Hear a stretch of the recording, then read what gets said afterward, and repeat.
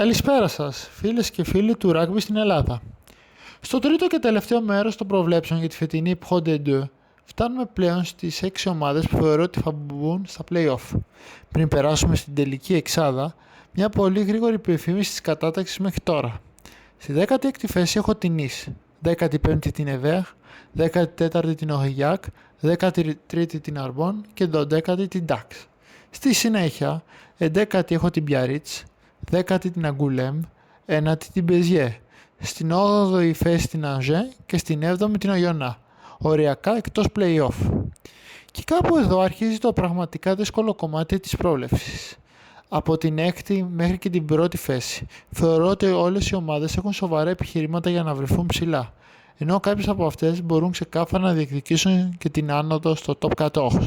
Ξεκινάμε λοιπόν από την 6η θέση. Στην 6η θέση και τελευταία των playoffs έχω την Grenoble. Και εδώ ξεκινάμε πλέον τις ομάδες που θεωρώ ότι μπορούν πραγματικά να κάνουν μεγάλη πορεία στη φετινή Pro D2. Η Grenoble είναι μια περίεργη περίπτωση. Για 3 συνεχόμενα χρόνια είχε φτάσει πολύ κοντά στην άνοδο, με συνεχόμενες παρουσίες στους τελικούς, αλλά κάθε φορά το top 100 της ξέφευγε. Το 2024-25 μάλιστα τερμάτισε πρώτη στην κανονική περίοδο. Και μετά ήρθε η περσινή σεζόν, όπου όλα πήγαν στραβά. Μόλις 8η, 14 νίκες και 16 ήττες, 10η επίθεση και 10η άμυνα. Για τα δεδομένα της Grenoble ήταν ξεκάθαρα μια αποτυχία. Γι' αυτό και φέτος έχουμε ουσιαστικά ένα restart. Νέο τεχνικό δίδυμο με David Irazogi και Jérôme Villegas και μια από τις ενδιαφέρουσες μεταγραφικές περιόδους της κατηγορίας. Στις μεταγραφές βάζω Α+.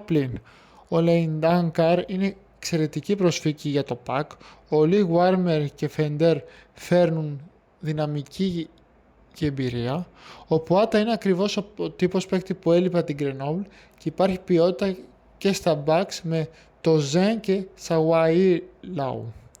Υπάρχει όμως και ένα μεγάλο αλλά. Χάνει το Romain Trouillard, που ήταν ο πρώτος σκόρερ της πέρσι με 164 πόντους, ενώ φεύγουν και άλλοι σημαντικοί παίκτες όπως ο Hardwick και Martel. Γιατί λοιπόν μόλις έκτη? Γιατί για μένα η Grenoble έχει ίσως top 3 ταβάνι, αλλά από τις 6 ομάδες που έχω στα playoffs είναι αυτή που έχει τα περισσότερα ερωτηματικά. Νέο staff, πολλές αλλαγές και μια περσινή σεζόν που έδειξε ότι δεν μπορούμε απλώς να θεωρήσουμε δεδομένο που θα επιστρέψει άμεσα στο επίπεδο του 24 και του 25. Αν όμως οι νέοι παίκτες δέσουν γρήγορα και η Grenoble ξαναβρει την παλιά της ταυτότητα, η έκτη θέση μπορεί να αποδεχτεί πολύ συντηρητική πρόβλεψη. Για μένα πάντως, έκτη και επιστροφή στα play-offs. Θέση έχω τη Montauban και εδώ χρειάζεται προσοχή. Αν κοιτάξει μόνο την περσινή σεζόν στο top 100, θα πεις, μα πώς γίνεται να βάζουμε την ομάδα τόσο ψηλά? Είχε μόλις μια νίκη, δέχτηκε 1.349 πόντους και η διαφορά από το επίπεδο του top 100 ήταν τεράστια. Αλλά η Pro D2 είναι άλλη ιστορία. Μην ξεχνάμε το 2024-25 η Montauban τερμάτισε έκτη. Μπήκε στα play-off και έκανε απίστευτη πορεία. Πέρασε από Κολομιέ μετά από brief και τελικά κέρδισε την Grenoble στο τελικό. Το βασικό θετικό είναι ότι δεν διαλύεται το project. Ότι η Youth Board παραμένει. Το club τον στηρίζει και κρατάει μεγάλο μέρος της ταυτότητάς του. Στις μεταγραφές βάζω Β. Έχει καλές προσφυγές, ειδικά με παίκτες όπως Βαέα Φίφτα, Jack Walsh και Johnny Matthews. Αλλά υπάρχουν και σημαντικές απώλειες, με μεγαλύτερη ίσως τον Jérôme Bosviel, που ήταν σύμβολο της ομάδας. Την έχω πέμπτη, γιατί θεωρώ ότι η περσινή καταστροφή στο top 100 δεν αντικατοπτρίζει πλήρως την αξία της στην Pro D2. Έχει εμπειρία, δύσκολη έδρα, καλό προπονητή και ακόμα αρκετό κορμό από την ομάδα που ανέβηκε. Δεν τη βάζω πιο ψηλά, γιατί μια σεζόν με 24 ήττες αφήνει σημάδια, αλλά για play-offs, ναι. Πέμπτη και επιστροφή αμέσως στη μάχη της ανόδου. Στην τέταρτη θέση έχω την Κολομιέ, μια ομάδα που τα τελευταία 2 χρόνια έχει αλλάξει εντελώς σε επίπεδο. Το 2023-24 ήταν μόλις 10η. Ένα χρόνο αργότερα ανέβηκε στην τρίτη θέση και πέρσι έκανε ένα ακόμα βήμα, δεύτερη στην κανονική περίοδο, με 95 βαθμούς και απευθείας πρόκριση στα ημιτελικά. Και εδώ τα στατιστικά είναι εντυπωσιακά. Η Κολομιέ κέρδισε 21 από τα 30 της παιχνίδια, κυρίως για την καλύτερη άμυνα ολόκληρη της Pro D2, μόλις 522 πόντους παθητικό. Θετικά δεν ήταν τόσο εντυπωσιακή όσο κάποιες άλλες ομάδες, αλλά ήταν και πάλι πέμπτη με 847 πόντους. Στο staff υπάρχει συνέπεια. Οι Φλωριάν Νικό και ο Ριολέν Μπεκό μπαίνουν στη δεύτερη σεζόν τους ως δίδυμο, οπότε δεν υπάρχει λόγος να περιμένουμε αλλαγή φιλοσοφίας. Και νομίζω ότι είναι αυτό σημαντικό για μια ομάδα της οποίας το μεγάλο όπλο είναι περισσότερο η συνοχή και το σύνολο, παρά τα μεγάλα ονόματα. Η ίδια η Κολομιέ χρησιμοποιεί ουσιαστικά αυτή τη λογική. Η Star είναι η ομάδα. Το μεγάλο ερωτηματικό είναι το Μερκατό. Του δίνω Β, γιατί οι παίκτες που έρχονται είναι καλοί. Μου αρέσει ο Ρίτσαρντ Χάρντουικ, ο Τουαλτζίμα από τους Μπράμπις, όπου προσθέτει δύναμη στην τρίτη γραμμή. Ο Στίβεν Κάμινς, εμπειρία στη δεύτερη, ενώ ο Τιμπό Ντεμπαές θα κληθεί να καλύψει μια πολύ σημαντική θέση στο νούμερο 10. Αλλά οι απώλειες είναι τεράστιες. Ο Βαλεντέν Ντελπί, 206 πόντι, ο Ροντρίγκο Μαχτά, 15 τράις, Νικολάς Μαχτέ, Ρεϊμόν Νου, Καλέπ Τιμού. Μιλάμε για παίκτες που ήταν πολύ σημαντικοί στην καλύτερη σεζόν της πρόσφατης της ιστορίας. Και αυτός είναι ο λόγος που ενώ πέρυσι τερμάτισαν στη δεύτερη θέση, εγώ την κατεβάζω στην τέταρτη. Δεν περιμένω κατάρρευση. Το αντίθετο. Θεωρώ ότι η δομή, το staff, κυρίως η άμυνά της, την κάνουν ξανά ξεκάθαρη ομάδα play-off. Αλλά μετά από τόσο σημαντικές αποχωρήσεις, περιμένω μια μικρή πτώση σε σχέση με τους 95 βαθμούς της περσινής χρονιάς. Τέταρτη λοιπόν, σίγουρα contender για τα playoffs και αν οι νέοι παίκτες αντικαταστήσουν σωστά τους Ντελπί και Μαρτά, μπορεί να διεκδικήσει ξανά και το top 2. Στην τρίτη θέση έχω την Brive και εδώ μιλάμε για μια από τις πιο σταθερές αλλά και πιο εκνευριστικές ομάδες στην Pro D2. Για 3 συνεχόμενες σεζόν έχει τερματίσει έκτη και τις 3 φορές μπαίνει στα μπαράζ και στις 3 φορές δεν καταφέρει να κάνει το μεγάλο βήμα. Αυτό δείχνει δύο πράγματα μαζί. Πρώτον, ότι η βάση της ομάδας είναι πολύ καλή. Δεύτερον, ότι κάτι της λείπει για να γίνει πραγματικά ομάδα ανόδου. Και πέρσι τα στατιστικά ήταν πολύ καλύτερα την τελική θέση. Η Brive είχε την τρίτη καλύτερη επίθεση και την τρίτη καλύτερη άμυνα της κατηγορίας.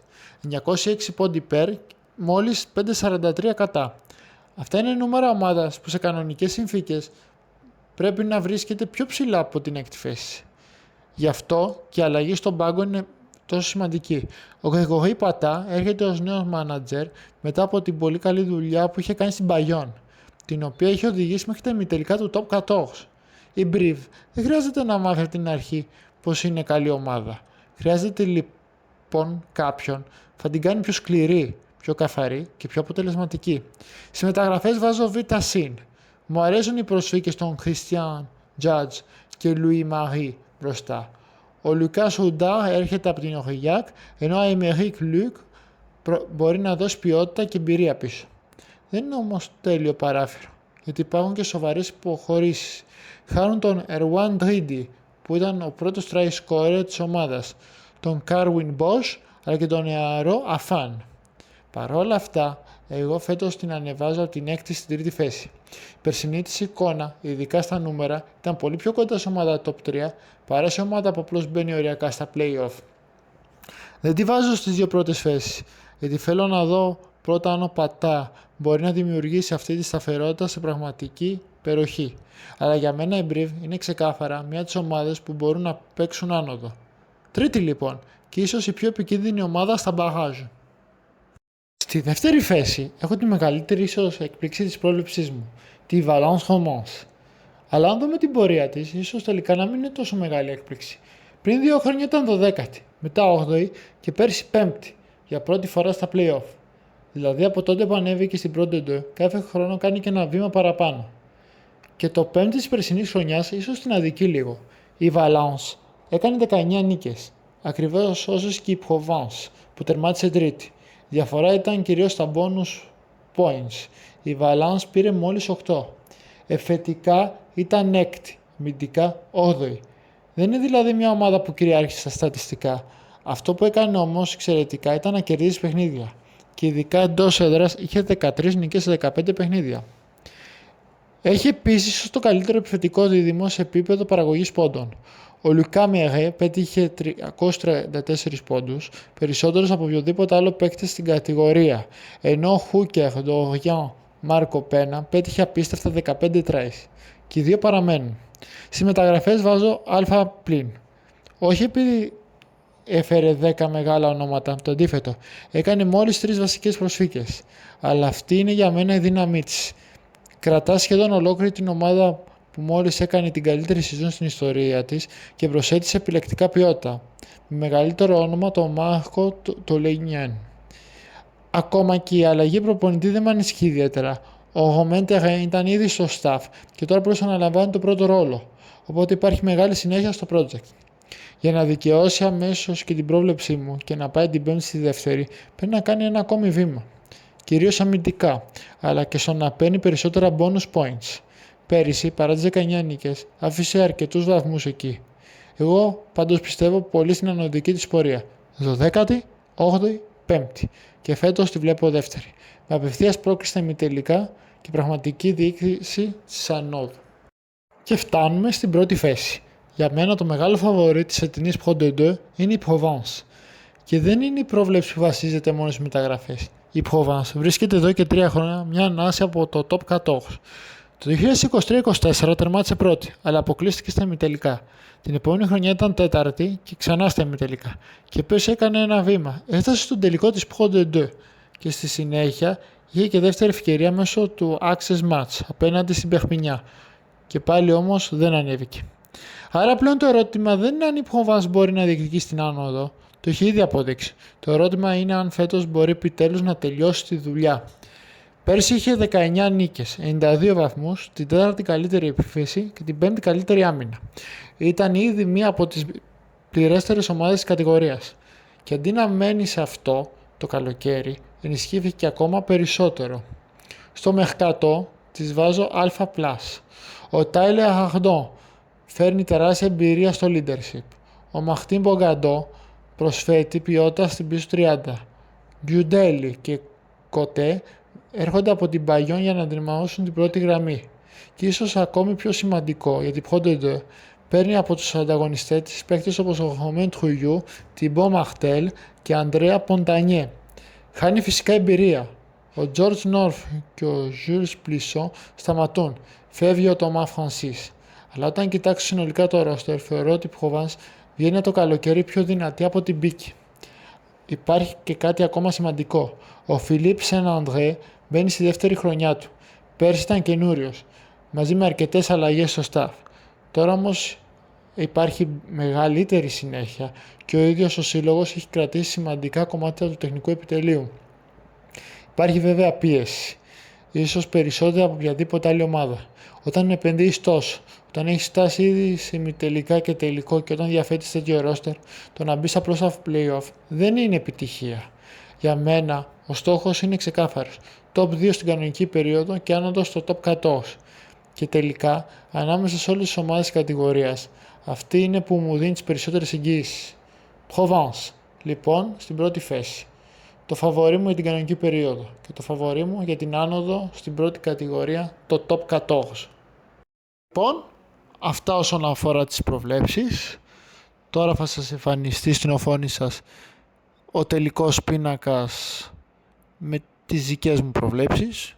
Σίγουρα θα υπάρχουν λάθη. Σίγουρα πιστεύω ότι και κάτι θα πιάσω. Άμα σας άρεσε αυτό το βίντεο, πατήστε like, κάντε subscribe και πατήστε το καμπανάκι για να σας έρχονται ειδοποιήσεις για τα επόμενα βίντεο. Τα λέμε. Καλή σας συνέχεια.